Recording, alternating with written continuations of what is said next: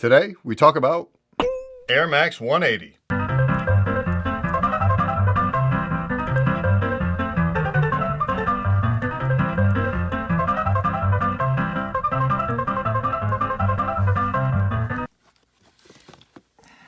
So let's go back to 1991. Up to this point, we've been spoiled with the amazing miracle that is Nike Air Max. First, we got the Air Max 1 in 1987. In 1990, we got the Air Max 90. And between these two models, you're gonna find a lot of people that consider them one of their all-time favorites in the Air Max line. But sandwiched in between there was something called the Air Max 2 or the Air Max Lite. And that was this bad boy. Now you can kind of tell the hybrid nature of this shoe based on some elements looking like they came from the Air Max 1 while other elements looking like they came from the Air Max 90.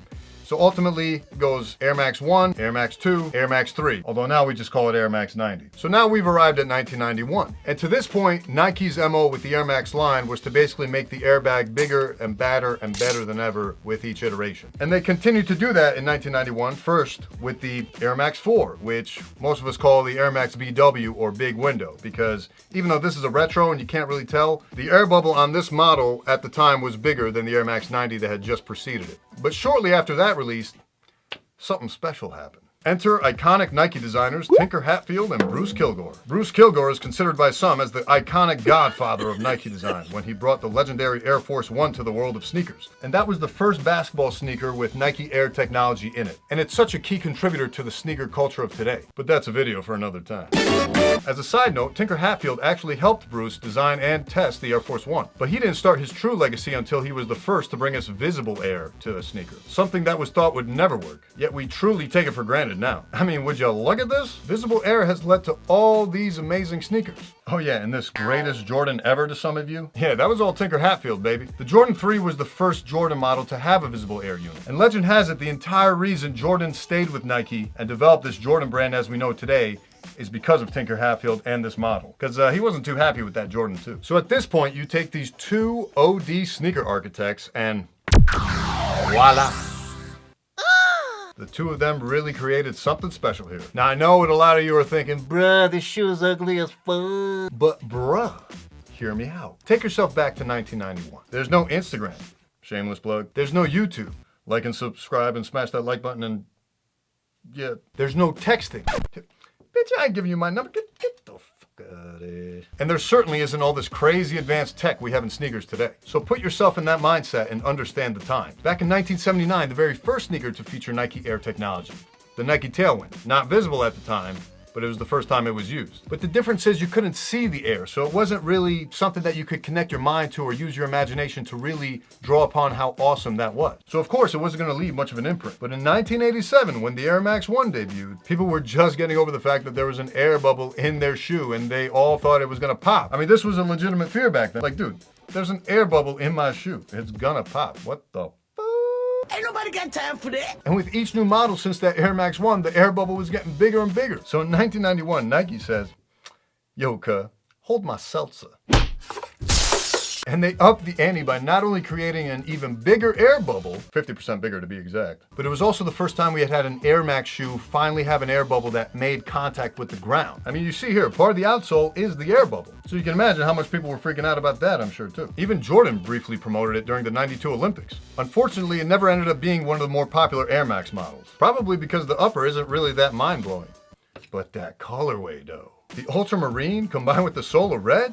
This is quintessential 90s styling. Perfectly representative of the times, and hence to me, the best colorway of the shoe. The overabundance of white just gives you a nice calming presence about the shoe. The hits of ultramarine give you that nice 90s ethos. And then bop! The solar red is screaming at you to look at that airbag. Look at me! Look at me! Guys, come on, get. They're trying to get you to focus on the technology. Wait a minute, wow. I could feel the technology. Now the 180 has some ironic meanings to it if you take my perspective on it. When Nike decided to make ad spots for the shoe, they ditched their traditional powerhouse firm, Wieden & Kennedy, who's responsible for a lot of Nike's successful ad campaigns, and instead resorted to artists and filmmakers to make their ads for this shoe. So you could say Nike pulled a 180 with their marketing on these. Isn't that right?